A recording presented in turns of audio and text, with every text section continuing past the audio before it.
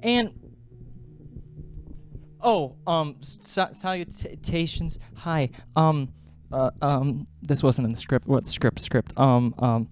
Video. Hi. How are you? Next scene. Now. Next. Go. Next scene. Now. Go. Portal and Portal 2. And it's really hard to explain what this video is going to be about, so I'm going to try my best. And it's basically going to be me just talking about Portal. And that sounds so bad in so many ways, but it's because I want to prove a point. The point being, any game can receive criticism. Portal 1, Portal 2 are so critically acclaimed that they're almost seen as like one of the best games of all time, which, don't get me wrong, they are. They are seen as probably the best games of all time, as they should be. But that doesn't mean they can't be criticized, and I want to prove that point. I want to prove that they can be criticized. Anything can be criticized and will be criticized. I will be pointing out a lot of things here, and that's exactly what I want to do. I will point out what I don't like about Portal. I'll even say things that I like about Portal to make it fair, but I want to make a series out of this, so welcome to me my favorite games, because that's what I'm going to do today. I'm just going to try this, see how it goes, be a shorter video, and just let me know how you guys feel about this video, because I might make more about more games. Who knows? We'll find out. Enjoy.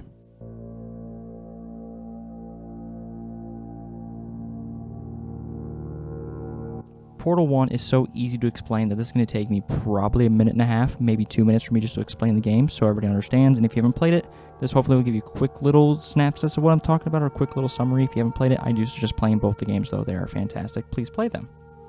Portal 1, you just wake up in your little box, your little laboratory box, I guess, that you call in. You don't talk, you don't speak, you barely can see yourself because there's really no mirrors. The only way you see yourself is by using portals to kind of like show yourself. But you're in this box, you get out, you start your tests, and this robotic voice is talking to you. That robotic's voice name is GLaDOS. GLaDOS was pretty much your narrator, talking over all your actions, or pretty much telling you where to go and what you're doing, and giving you hints on all these tests, because that's her job. She's the one running the tests. So as GLaDOS is talking, you get closer to the final test that you're doing. She just kind of is like, oh, by the way, when you get to the last test, you get cake. There's cake at the end for completing all the tests, which to me, I'm thinking, hey, this is the best day ever. I mean, you get free cake. I mean, who's going to complain? But that's where one of the most biggest things to ever hit gaming industry is the cake is a lie. It's used all the time in most games, in like a game reference or an Easter egg. The cake is a lie because when you hit the end of the test, she tries to kill you. She tries to burn you, and you're fine, and you try to die. But, of course, that the game ends, and there's a second game. We escape because, well, duh, we have a portal gun. We're going to be able to escape. We're going to be able to get out of there pretty easily. So we do. We get to the old part of the factory, and we start exploring big time. Just to catch you up, the factory is called Aperture Laboratories. It's wonderful, and it's a great story, but there's not that many story elements to it, which is another complaint of mine that I will get to later. But you walk through, you get through all this old places where it's dilapidated, no one's there, everything's in ruins. You wonder, where is everyone? That's the question that we technically get answered at the end of it. We walk into GLaDOS's little area where she is and around her, and she's like, oh, you've made it, congratulations, but now here you come to die, and blah, blah, blah. She releases neurotoxin, and she tries to kill you like she killed every other scientist, pretty much. And so she's just like, oh, you're going to die. So this is where the fight with GLaDOS starts. She has these personality cores on her that we have to now knock off. Each one we knock off has a different personality to it. One is talking about a cake recipe, which is why she's so obsessed with cake. One's just super angry and and snarl and all that things at you, because the reason that these were put on her was to make her dumb. She was way too smart and kept killing everyone, so they put these on her to dumb her down, to make her stupid. Very easy to understand. So we get sucked up inside because she basically implodes on herself, and as she implodes, she kind of takes us with her because everything, I don't know how this works scientifically, but it's exactly how the game goes. We end up at the surface, we see the Aperture parking lot, we're like, oh yeah, we're free. That's not at all what happens here. What happens here is basically we just get dragged back down into Aperture, and the screen goes to black, and one of the best songs I've ever heard in game history plays over the credits because they're fantastic, and Valve knows how to make a good song, apparently. But there's a little bit of an end credit scene, meaning that, hey, we're showing that there is cake and all the personality cores, and there's cake, and we get to actually relax. It's just a little cute thing to have at the end, and it kind of makes me smile, I guess. I don't fully know. I do understand that I am talking fast, but I'm trying to get through these as fast as I can so I can get to the actual point of the video, which is me complaining, but also praising Portal in different types of ways. So the complaints, there's going to be a lot of these, because obviously there's just going to be a lot of complaints that I have. Not that many complaints, I think there's like 4 or 5, but there are some big points that I want to point out of why I just don't think that it's not a good thing, and I really wish they would fix it. The first one being the most obvious is the game is not very long. I think I beat the game in an hour, which you might be like, oh, the game came out in 2005, which it did. The game did come out in 2005, but Half-Life came out in, 1998, and was about, 20, 30 hours long? make a long game. I know that was just like, hey, we're trying here. We don't know how this game's going to do, but please just make a longer game. It was so short and made me so frustrated. Another not so good thing would be, I guess, the story, because there's not a story. There's no story. I don't know why I said I guess. It's just because there is no story.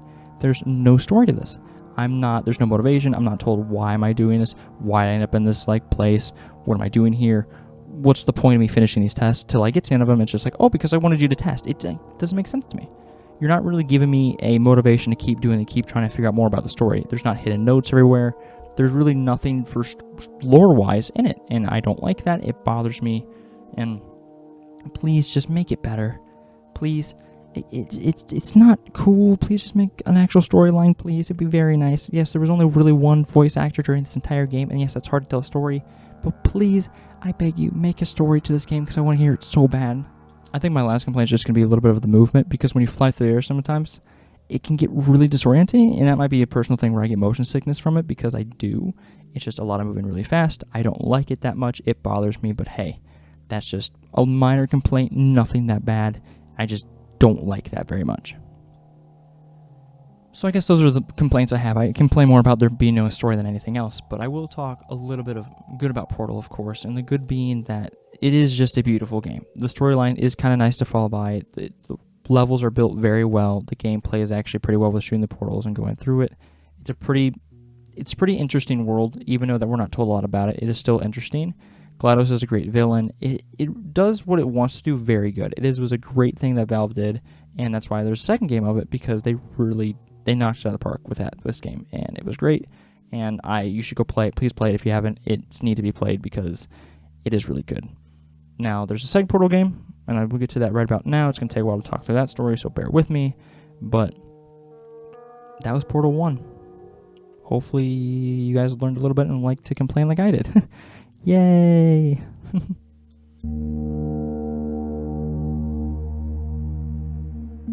So now we've reached Portal 2, the game from 2011 that was one of my first games I've ever played. I love Portal 2 with a passion. I've beaten it so many times, and I can beat it in 2 hours now. The first time I played it, I think it took me like 8 hours to beat it, because I was younger, I couldn't understand it. But now I beat it in 2 hours because I played it so much, and I love it so dearly to me. It's one of the best things I've ever done in my entire life. One of the best games I've played. It's fantastic. I will love it. But talking about the story of Portal 2 is going to take me a little bit longer, so just bear with me, because it's going to be a lot of information at once, and I will try to go as slow as I can, but try to jam-pack as much as I can without skipping over a lot, because there's a lot to understand. Alright, we ready? Take down Portal 2's little storyline, a little synopsis of what goes on. Good luck, everyone, because this is going to suck a little bit. So just like the previous game, we wake up in this little box, but this box is modeled more after a hotel room, probably just make it better. We go to sleep, we wake up, we do our little task to make sure we still have motor function, and we go back to sleep. Now this time, we sleep for a very, very, very, very long time. We wake up to the point where even the announcer doesn't know how long we've been in sleep, which, sounds really bad. We look around this room, don't see much, but then we hear a knock at the door. That's Wheatley, a little personality core that just is going to follow us around. He wants to help us leave, which is fantastic. He tries to take our little hotel room looking thing, try to swing around the facility, try to get us to an exit. Finds an exit. It's a lot of feet down from where he hits the wall, because he doesn't understand, because he's kind of stupid. Which I will reiterate, he is really, really stupid. He's an idiot. He was built to be an idiot. Let's just learn this out of the way. He's an idiot. It's common. He's so dumb. It's actually kind of sad how dumb he is. But he breaks us through. We end up in the previous place where we started Portal 1. We end up through all those tests, but now there's growth everywhere. It looks awful. It looks overgrown. Somehow plants have gotten in. It looks falling apart because GLaDOS was killed in the last game. She's off. There's no one to take care of the facility. What are you going to do when that happens? It's just going to rot. And so we find the first portal gun, the one that just shoots blue portals like from the first game. It's great. We use it for a little bit, but then we find the 2-shot portal gun, and it's great. But we don't find that just yet. We don't find that just fully yet. So Wheatley hops off his little monorail, which he thinks will kill him. It does not kill him. Let's all be honest. It doesn't kill him, but he jumps off. We all wish it killed him, but it didn't. But he jumps off. We carry him around. He goes, all right, we got to go through her chamber. We have to go through GLaDOS' chamber. We have to walk past her and get into the place where we can find the escape pod. But he goes, oh, well, the human, he did a really good job of killing him. Ooh, he. Well, it's funny because Chell, our main character, is a she, and she's the one who killed GLaDOS, and he doesn't know that, which is kind of funny, because we know that he doesn't, and it really does nothing to aid the story. It does absolutely nothing. As we're looking for the escape pod button, Wheatley tries to help and just doesn't, and accidentally turns her back on. She turns back on and hit us with one of the best quotes of video game history, which I will play right here. Oh, it's you. You know her? It's been a long time. How have you been? I've been really busy being dead. You know, after you murdered me. You did what? So, now that Wheatley knows who we are now, it now turns into okay, now it's a little bit more serious. GLaDOS puts us through back her old tests, and now we really start the game because we are in a lot of trouble because things are about to get bad because she has new tests for us, and things are going to get very dangerous. So, we start new tests. Nothing is really new. There's a couple new mechanics, but nothing that bad. Just an aerial faith plate, which just pretty much shoots you in the air, and a light bridge, which is just a bridge of light that you can walk on. Nothing special, but it is something to say because that is a thing that is new in the game. As we go through these tests, Wheatley pops out and goes, hey, it's me again. Follow the next couple tests. I'll see if I can get you out of here. We'll escape again. It's going to go great. So we go through all our tests. We just are like, hey, we can do this. It's going to be fine, and everything will just be the best thing ever. That, of course, doesn't happen, so Wheatley ends up saving us before we hit the last test of our certain area. We start running through the back area of all the rails. GLaDOS tries to stop us, tries to kill us, and is completely unsuccessful. Me and Wheatley sneak back, and we are all instantly like, we know what we're doing. We're going to sneak into her chamber again. We're going to just rip her out of there. We're going to put Wheatley in there, and then we're going to be able to leave, right? Easiest plan ever, 10 out of 10. But before we fight GLaDOS, we have to kind of sabotage her first. So her neurotoxin lines, we have to cut those so she can't pump neurotoxin into our area, so she can't kill us that way. In turns, we have to replace them with crappy turns, which we do successfully. It's great, super easy. It's actually a really good plan, honestly, by Wheatley. It's very smart. I didn't think about that. I would never have thought about it, to be honest. I didn't think of it. I didn't do it. He just had to tell us to do it, and it was actually a really smart idea, so I'll give him credit for that one at least. So we get to GLaDOS' chamber. It's Wheatley, it's us. We're now going to go fight her. It's going to go great. It actually does go well. Wheatley succeeds in overriding her and taking over her spot. GLaDOS gets kicked out of where she is. Wheatley decides to send us an elevator. We're going up in our elevator, we're doing great, but then he gets a maniacal laughter to him. He gets all the power that GLaDOS has, and now he's the evil one, and now he's what we have to fight because he couldn't handle the power that GLaDOS has, which now is bad. But because he starts being like, I did this, I'm little Wheatley, I did all this was all done by me, wow, look at me go, woo, special. Yeah, no, GLaDOS is like, yeah, you did nothing. This was all her. She's the one who did all the work. You're just piggybacking off of her. This, of course, pisses Wheatley off insanely, like big time, really bad. So he hits our elevator. He turns GLaDOS into a potato battery and now knocks us down through the elevator into Old Aperture. Knocks down, 4,000 feet into Old Aperture, and now we're back in the 1950s, 1960s into the original Aperture laboratories. GLaDOS gets ripped out by a bird, and now we have to walk through a little bit of a disgusting area of just fire and metal and cement and just pretty much disdained of anything. But this is when we get to my favorite part of the game. Cave Johnson starts speaking to us, and Cave Johnson's voiced by the best man himself, J.K. Simmons, and I'm so happy because I love hearing his voice when I play this game. It makes me so happy, and he introduces us to Aperture about, like, hey, here's some tests that you're going to do, we're going to learn how to do this, and you go through all the old Aperture tests that were surrounded around this area. You get to probably the 1970s, 1980s part of Aperture, and you get up there and you finally find GLaDOS again, and she goes, hey, we need to get out of here, which is super simple. She knows that we have to get out of here, and she's going to be like, hey, let's get out of here. So then we start heading out, but then as we're heading out, we hear more voice recordings by Cave Johnson. As he's talking, he has this assistant named Carolyn. Very important name for a little bit of reason. As soon as Carolyn starts talking, GLaDOS mimics her almost perfectly. If you didn't pick up then, it's because GLaDOS is Carolyn. They're one and the same person, and it now scares the crap out of GLaDOS because now she knows who she is, and it's not great. She gets scared. She's like, oh, I was actually a real person, kind of realizes that, and is like, oh no, here's all this. And then we learn that, yes, that is true, and it's actually kind of cool to learn. I'm very happy to learn that. We get back into nowadays Aperture, and Wheatley has completely destroyed everything. He's done no good. It's been very bad. And one little thing I want to point out, because I think it's very, very, very, very funny, as we're going through Old Aperture, GLaDOS learns of a paradox that she can tell, which is this statement is false, blah, blah, blah, I don't remember the names, because she can't get anything farther. And as she tries to tell this to Wheatley, she short-circuits, and everything around him, which were these turrets stuck to these boxes, I think they're called hybrid turrets or something like that, or hybrid boxes, they short out. They're technically smarter than Wheatley then, because Wheatley doesn't short out because he's too stupid to see the paradox and actually, break his mind and break his circuit board or whatever they had to break on him, because he's too stupid to realize that it would do that, which I think is the funniest detail and one of the best things ever. But going on, Wheatley has us do more tests. His tests are absolutely awful. They have no point to them. They are the easiest things ever, and he is just like, oh, let's go test. And then he tries to get to a point where he kills you, and that's the name of the chapter. This is the part where he kills you, and yes, we escape, we get through it, we're just running over to his lair that he calls it now, and we're going to go fight him now. Wheatley is the final boss we need to do. But unlike GLaDOS had cores on her already. GLaDOS has those cores that makes her dumber, but since Wheatley doesn't have cores on him, we gotta put cores on him so that it dumbs him down to the point where he can't think, and we pretty much can outsmart him super easily because then he doesn't have the power of the supercomputer that he's connected to outsmart us and be smarter. And it's actually a brilliant plan. I will give the game for being very creative and thinking of that because I wouldn't have been able to. So wonderful job, Valve. You did great little thing to the game. It is fantastic. So after attaching all the cores we needed to Wheatley, we're finally like, hey, we're going to do it. But then he freaks out. He goes, no, I'm not going to let you do this. This is not going to end the way you want it to, whatever. Well, we learned very early in the 1950s part of Aperture that the portal surfaces are made out of moon rocks, which, I mean, is kind of cool. It's kind of a sneaky way to say it. But, I mean, it's different, but it's new, which is nice. But that comes into play here, where, hey, there's one little portal space underneath Wheatley that he didn't wash away. And look, we now have a direct sight to the moon. So we shoot a portal underneath Wheatley, and then we shoot a portal to the moon, instantly transferring us to the moon. So we're in space now, which is cool, which is nice. And Wheatley's like, hey, we're in space, drag me, bring him back in. We do not do that, of course. We're let go because GLaDOS grabs us and brings us back in, which is very nice of her. She decides to save us for whatever reason. Don't know the reason, but she saves us. So we wake up from probably being knocked out for a while after getting in space because we're just so overwhelmed with everything that's happening, which honestly, to make sense, makes perfect sense to me because, yeah, I don't know how I'd react either. As GLaDOS is talking to us, she goes, I remember that I was Carolyn, but then decides to delete Carolyn from her head, and so she is no longer part of Carolyn and has no longer idea of who Carolyn really is. Which, now we're like, oh shoot, now we're going to be in trouble. But then GLaDOS goes, actually, I think it's just better if you just leave, and tries to send us out.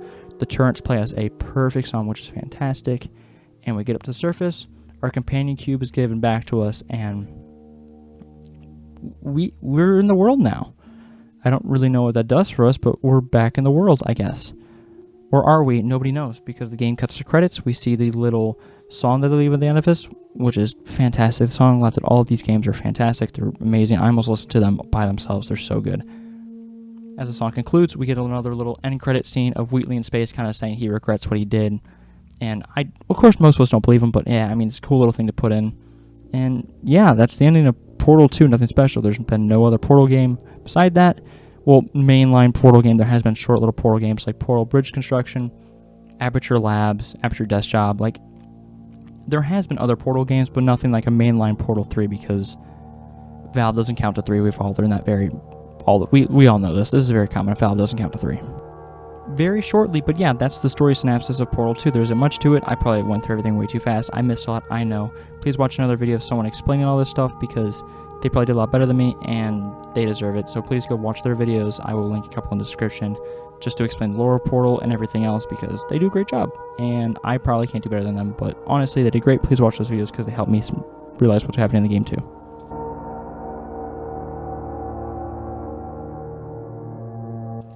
But this is where I get to talk about my favorite game, probably of all time, one of my favorite games of all time. I won't say my favorite, I say one of my favorites. And same thing with the first game is mainly it's the story. It's the story. There's no story. There's really nothing. You hear a little bit, but it's also like, why am I here? Who brought me here? How did this all start?